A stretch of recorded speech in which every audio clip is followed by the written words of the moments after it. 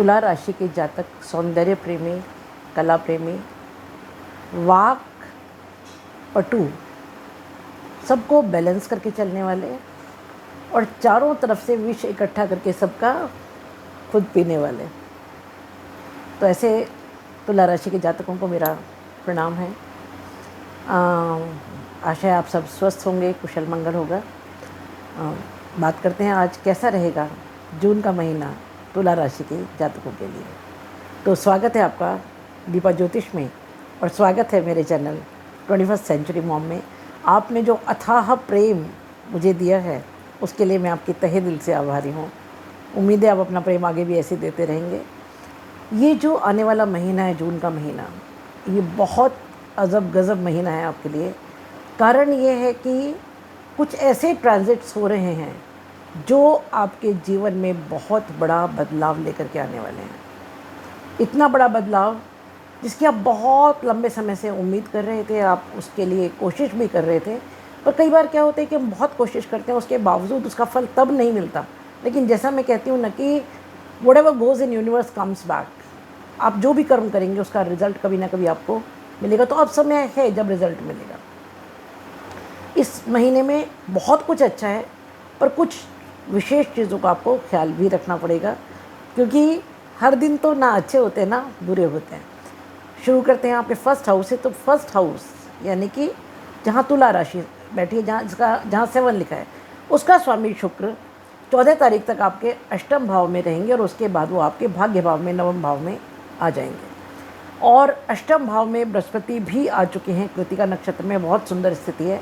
हालांकि अष्टम भाव में शुभ ग्रहों का होना बहुत अच्छा नहीं मानते हैं, लेकिन जहाँ शुक्र के साथ गुरु भी हैं, गुरु जहाँ आते हैं वहाँ एज रेस्क्यूअर आते हैं, बचाने आते हैं। तो जो शुक्र आपको 8th भाव में फल देने वाले हैं, जैसे कि आप थोड़ा सा गफलत में रहेंगे, आप फैसिनेशन की तरफ जाएंगे, आप कुछ ऐसी चीज़ों की कल्पना करेंगे जो यथार्थ नहीं होगा।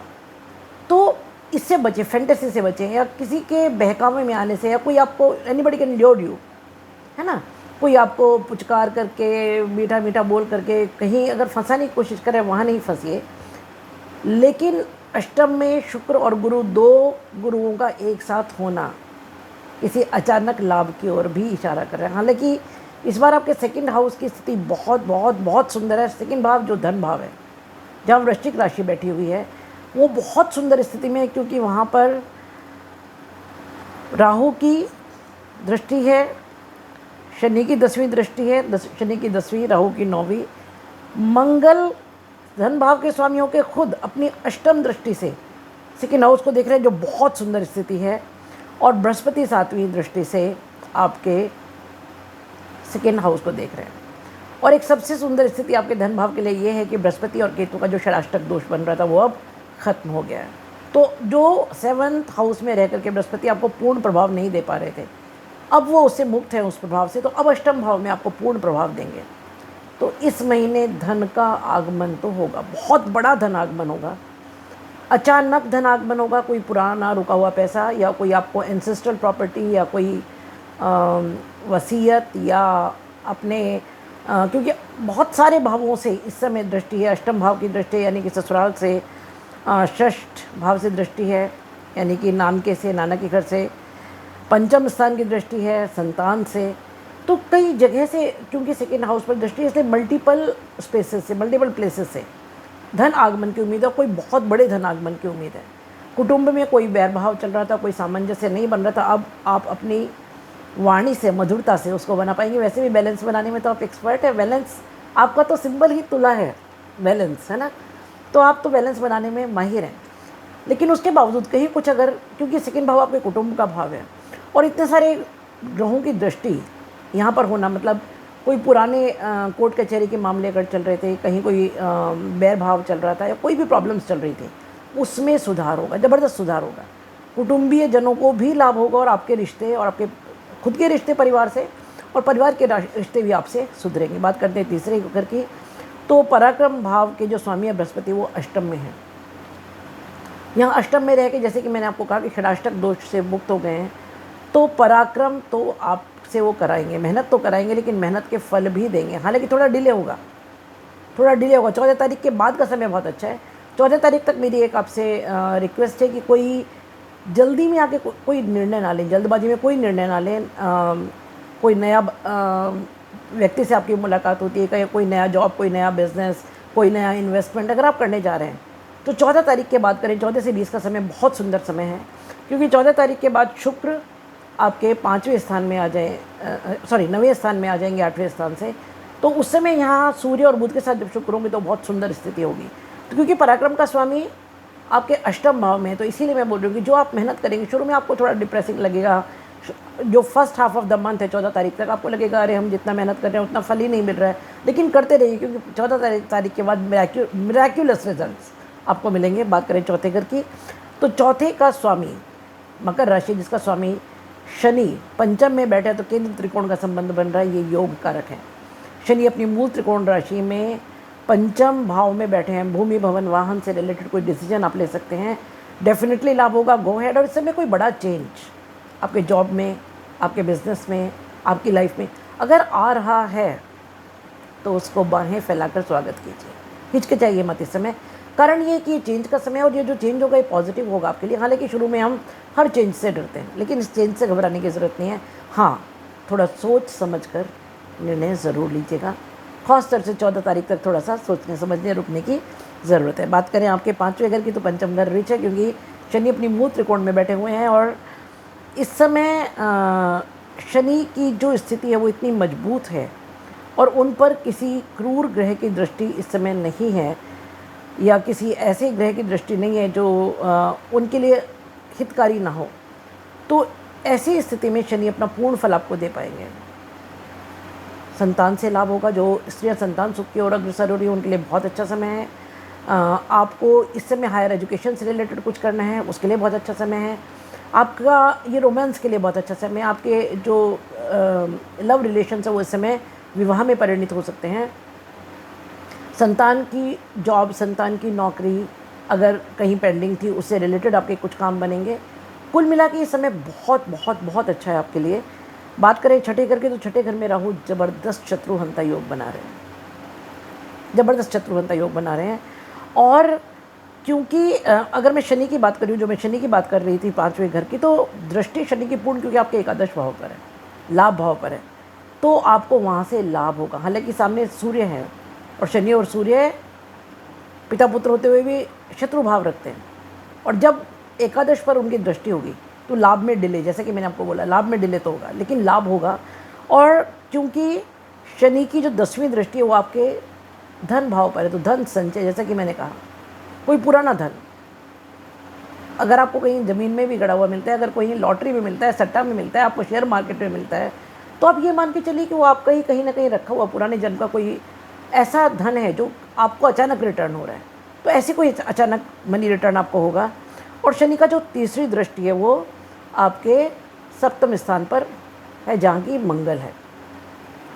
तो मंगल क्योंकि अपनी खुद की राशि में यहाँ अच्छी स्थिति में बैठे हैं, तो आपको बहुत लाभ देंगे। आपके वैवाहिक संबंध बहुत मधुर होंगे। कोई अनबन चल रही थी या कोई मिसअंडरस्टैंडिंग्स चल रही थी, वो अब दूर होंगी। एक सहजता, एक मधुरता आएगी संबंधों में। और वैसे भी मंगल यहाँ रोचक नामक योग बना रहे हैं, तो बहुत खूबसूरत स्थिति में सप्तम दृष्टि आपके सेल्फ पर रहेगी, खुद पर रहेगी पूर्ण दृष्टि, तो आप एनर्जेटिक फील करेंगे। किसी डिप्रेशन में अगर थे उससे बाहर आएंगे। आपको खुद को ऐसा लगेगा कि मैं ये काम भी कर लूँ, ये काम भी कर लूँ, और आप कर भी पाएंगे उन कामों को, क्योंकि मंगल क्या है, मंगल एनर्जी है, मंगल शक्ति है ना, मंगल स्पीड है। तो आपके कामों में स्पीड आएगी, रिजल्ट्स में थोड़ा सा डिले होगा, जैसे मैंने आपको बताया। छठे घर का राहु की जब हम बात करें, तो छठे घर का राहु शत्रुहंता होने के साथ साथ, क्योंकि राहु की जो नवम दृष्टि है वो आपके सेकंड हाउस पर है, तो अचानक धनागमन। और जैसा कि मैंने आपसे कहा कि आप बहुत डिप्लोमेटिक हो जाएंगे, बड़ी मधुरता से चीज़ों को बनाएंगे। खान पान का ध्यान रखिएगा ज़रूर से, क्योंकि राहु यहाँ है, आपको कहेगा ये भी खा लो, ये भी खा लो, मगर फिर हेल्थ ख़राब होगी, इसलिए खान पान का विशेष ध्यान रखिएगा। बात करते हैं आपके 8वें घर की, तो 8वें घर में बृहस्पति हैं, बहुत सुंदर स्थिति में, कृतिका नक्षत्र में बहुत स्ट्रॉन्ग पोजीशन में। 1 साल यहाँ रहेंगे, बहुत कुछ दे के जाएंगे अष्टम भाव से आपको, बहुत कुछ। ऐसा कहते हैं अष्टम के बृहस्पति रक्षक के रूप में आते हैं। और यहाँ से उनकी पूर्ण दृष्टि जो 7th है वो आपके धन भाव पर, कुटुंब भाव पर पड़ेगी। कुटुंब में वृद्धि होगी, आपके घर में किसी का विवाह हो सकता है, आपके घर में कोई संतान उत्पन्न हो सकती है। कुटुंब में वृद्धि के साथ कुटुंब में जो भी प्रॉब्लम्स चल रहे थे, जो वैर भाव या जो कोई कन्फ्यूजन्स चल रहे थे वो दूर होंगे। और अब इस समय आपकी वाणी इतनी मधुर होगी, क्योंकि देवगुरु बृहस्पति तो साक्षात ईश्वर रूप है, कि अपनी वाणी से आप बहुत सारी प्रॉब्लम्स को सॉल्व कर पाएंगे। बात करें नवे घर की, तो नवा घर बहुत रिच है आपका। सूर्य, बुध और शुक्र, 14 तारीख के बाद शुक्र भी यहाँ आ जाएंगे, और बुध अपनी ही राशि में है। यहाँ पर सूर्य और बुध मिलकर के बुधादित्य योग बना रहे हैं, और शुक्र यहाँ होने से महालक्ष्मी योग बना रहे हैं। बहुत सुंदर स्थिति है। भाग्य ज़बरदस्त साथ देगा। 14 तारीख से लेकर के जो मंथ का एंड है तब तक कुछ ऐसे ज़बरदस्त रुके हुए काम हो जाएंगे जिनकी आपने सपने में भी उम्मीद नहीं की होगी। बहुत सुंदर स्थिति ये है। और क्योंकि तीनों की दृष्टि, सूर्य बुध और शुक्र तीनों की साथ हुई दृष्टि आपके पराक्रम भाव पर है, तो मेहनत तो खूब कराएगा। मेहनत के बिना नहीं मिलेगा, मेहनत आपको करना पड़ेगा। तीनों बोल रहे हैं भाई मेहनत करो, रिजल्ट देने के लिए हम तुरंत तैयार बैठे हैं। तो तीनों का भाग्य भाव में होना एक बहुत बहुत बहुत सुंदर स्थिति है। तो मेहनत कीजिए, जिस भी काम में आप लगे हुए थे उसमें पूरा दम लगा दीजिए, ज़बरदस्त रिजल्ट्स मिलेंगे। बात करें 10वें घर की, तो 10वें घर में कर्क राशि जिसके स्वामी चंद्रमा है, यहाँ पर मंगल की चतुर्थ दृष्टि है। तो जैसा कि मैंने कहा 10वां घर तो कर्म का दृष्टि और मंगल की चतुर्थ दृष्टि, मतलब खूब दौड़ाएंगे जी, खूब मेहनत कराएंगे आपसे मंगल पर, उसके रिजल्ट्स भी मिलेंगे। और साथ में राहु की भी दृष्टि, और राहु और मंगल मिलकर के, हालांकि जहाँ दृष्टि एक साथ हो वहाँ थोड़ा सा अंगारक योग की स्थिति हो। हालांकि राहु और मंगल जब साथ होते हैं तब अंगारक योग है, लेकिन जहाँ दृष्टि साथ हो वहाँ भी वो फायर और एम्पलीफायर। तो थोड़ा सा अपने बॉस से उलझने से बचिएगा, अपने पिता से उलझने से बचिएगा। थोड़ा सा आपको बॉस या पिता की तरफ से टेंशन्स रह सकती हैं। काम में स्पीड आएगी, काम बहुत अच्छे होंगे, इसमें कोई शक नहीं है, लेकिन थोड़ा सा डिस्टर्बेंस इस फील्ड में रह सकता है। 11वें भाव की बात करें तो 11वें भाव पर पूर्ण दृष्टि आपकी शनि की है, और 11वें भाव के स्वामी सूर्य क्योंकि भाग्य भाव में बैठे हैं। 11वां भाव आपका इच्छा पूर्ति का भाव है। तो जब इच्छा पूर्ति का स्वामी भाग्य भाव में बैठा हो तो कोई बहुत पुरानी इच्छा पूर्ति, आपके मन में जो भी कुछ था, जॉब से रिलेटेड, संतान से रिलेटेड, गृहस्थ से रिलेटेड, या किसी भी चीज़ से रिलेटेड कोई इच्छाएं अगर थी, धन से रिलेटेड, वो इस समय पूर्ण होंगी। बात करें 12वें भाव की, तो 12वें भाव में केतु हैं। केतु की सबसे अच्छी जो प्लेसमेंट है वो 12वें भाव में ही मानी जाती है, क्योंकि वो यहाँ मोक्ष के कारक हैं। तो आप आध्यात्मिकता की ओर जाएंगे, और साथ में बृहस्पति की दृष्टि, मतलब सोने पे सुहागा, आप अध्यात्म की तरफ जाएंगे। विदेश से कुछ आपके काम बनेंगे। आपका कोई वीज़ा वगैरह अगर रुका हुआ था, इस समय वो लग जाएगा। जो भी आपके outside of the home town के वर्क थे, इसमें विदेश का मतलब अपने कंट्री के भी जो दूसरे पार्ट्स हैं वो भी इसमें इंक्लूड होते हैं। बाहर के लोगों से आपका, चाहे वो बिजनेस रिलेशनशिप हो, आपकी जॉब रिलेशनशिप हो, आपकी पर्सनल रिलेशनशिप हो, वहाँ से इस समय आपको ज़बरदस्त फ़ायदा होगा। तो ये है मेरा विश्लेषण इस महीने के लिए। अगर आपको मेरा चैनल पसंद आया है तो लाइक कीजिए, शेयर कीजिए और सब्सक्राइब तो ज़रूर कीजिए, ताकि मेरे अगले वीडियोस भी आप तक पहुंच सकें। कुछ रेमेडीज़ मैं आपको बताना चाहती हूँ। हो सके तो सूर्य की पूजा ज़रूर कीजिए इस समय, सूर्य को जल दीजिए, क्योंकि सूर्य आपके भाग्य भाव में बैठा है और इच्छा पूर्ति का स्वामी है। तो अगर इच्छा पूर्ण करनी है तो सूर्य को जल ज़रूर दीजिए। राहु 6ठे घर में बहुत सुंदर स्थिति में है। यहाँ उन्हें बेस्ट माना जाता है 3, 6 और 10 और 11, 3-4 घरों में। तो बहुत सुंदर स्थिति में बैठे हैं। अचानक आपको बहुत कुछ देंगे।